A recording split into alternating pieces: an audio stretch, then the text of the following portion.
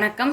இன்னைக்கு நம்ம என்ன பார்க்க போறோம்னா கத்திரிக்காய் வறுவல் செய்ய போறோம். அதுக்கு செய்ய தேவையான பொருட்கள் என்னென்னன்னு பார்த்தோம்னா உப்பு தேவையான அளவு, கத்திரிக்காய் ஒரு பெரிய சைஸ் கத்திரிக்காய் 1 எடுத்திருக்கேன், எண்ணெய் தேவையான அளவு, மஞ்சள் தூள் 1/4 டீஸ்பூன்,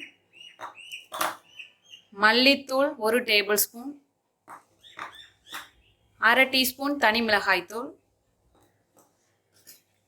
கறிவேப்பிலை சிறிதளவு, ஒரு மீடியம் சைஸ் தக்காளியை சின்னதா பொடியா நறுக்கி வச்சிருக்கேன், 5-6 சாம்பார் வெங்காயத்தை பொடியா நறுக்கி வச்சிருக்கேன், 5 பூண்டு பல்லு, 1/2 டீஸ்பூன் சோம்பு, தேங்காய் துருவியது 1 டேபிள் ஸ்பூன் அளவுக்கு எடுத்து வச்சிருக்கேன். இப்போ செய்ய ஸ்டார்ட் பண்ணலாம். இப்போ இந்த பூண்டு பல்லும் சோம்பும் இடிச்சிட்டு வந்துடலாம். இந்த அளவுக்கு வந்தோன்னே எடுத்து வச்சுப்போம். கடாய் ஹீட் ஆனதும் ஆயில் சேர்த்துக்கிறோம். ஆயில் ஹீட் ஆகட்டும். இப்போ நம்ம இடித்து வச்சுருந்தோம்ல பூண்டு சோம்பு, அதை ஆட் பண்ண போகிறோம்.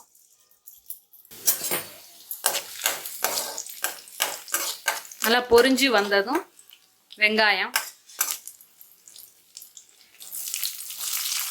சின்ன வெங்காயம் யூஸ் பண்ணிங்கன்னா டேஸ்ட் நல்லா இருக்கும். வறுவல்னாலே சின்ன வெங்காயம் யூஸ் பண்ணி பாருங்கள், டேஸ்ட் நல்லா வரும்.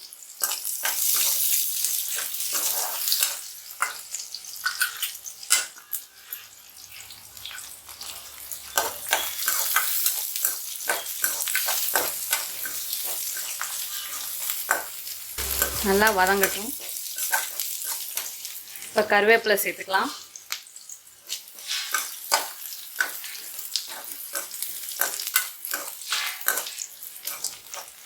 இப்போ உப்பு சேர்த்துக்கிட்டோம்னா சீக்கிரம் வதங்கும், அதுக்காக உப்பு சேர்த்துக்கிறோம்.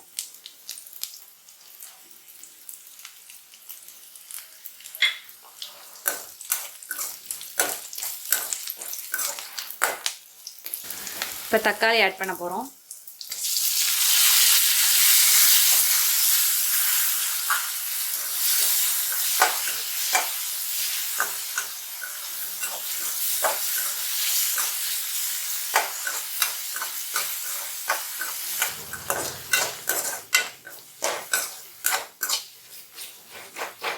இப்போ பாருங்க, நல்லா வதங்கிடுச்சு தக்காளி. இப்போ மஞ்சள் தூள், மிளகாய் தூள்,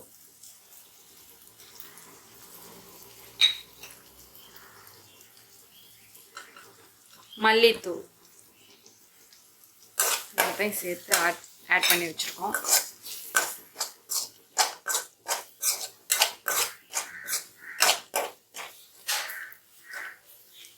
இப்போ கத்திரிக்காய் சேர்க்கலாம். கத்திரிக்காயை ஏன் தண்ணியில் போட்டு வச்சுருக்கேன்னா கருப்பாக போகாமல் இருக்கிறதுக்காக தண்ணியில் போட்டு வச்சுருக்கோம். கருத்து போயிட்டுனா நல்லா இருக்காது, அதுக்காக அரியிறப்பயே தண்ணியில் போட்டு வைங்க.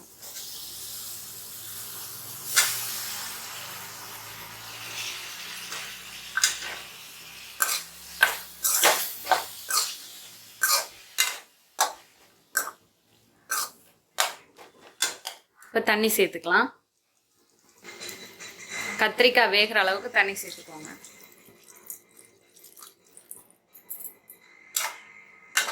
நைஸாக கட் பண்ணியிருக்கேன், அதனால சீக்கிரம் வந்துடும்.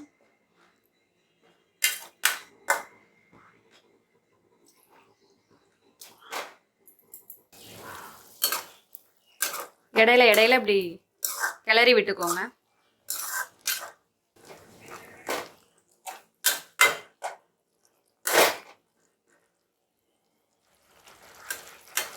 இந்த தண்ணியெல்லாம் வற்றி நல்லா வதங்கி வெந்துடும். அது வரைக்கும் வேகட்டும். சிம்லேயே வச்சுக்கலாம் ஃப்ளேமை. இப்போ பாருங்கள், தண்ணியெல்லாம் நல்லா வற்றி வந்துட்டு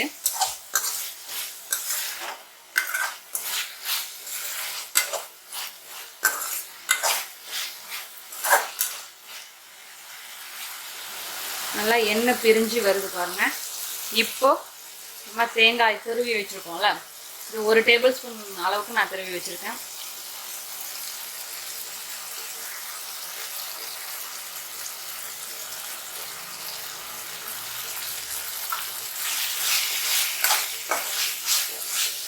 இப்போ தேங்காய் ஆட் பண்ணியாச்சு.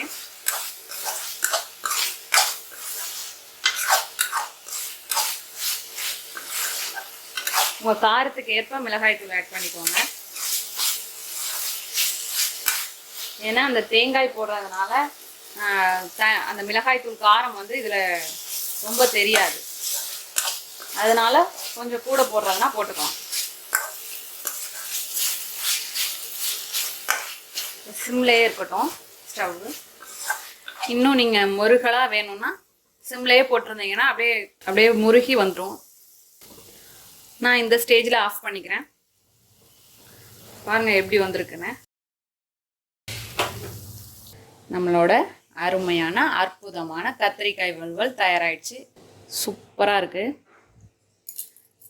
டேஸ்ட்டும் அருமையாக இருக்கும். இது வந்து சாம்பார் சாதம், தயிர் சாதம் எல்லாத்துக்கும் சூப்பரான சைடிஷ்ஷாக இருக்கும். டேஸ்ட் பண்ணி பார்த்துட்டு கமெண்ட்டில் சொல்லுங்கள். தேங்க்யூ.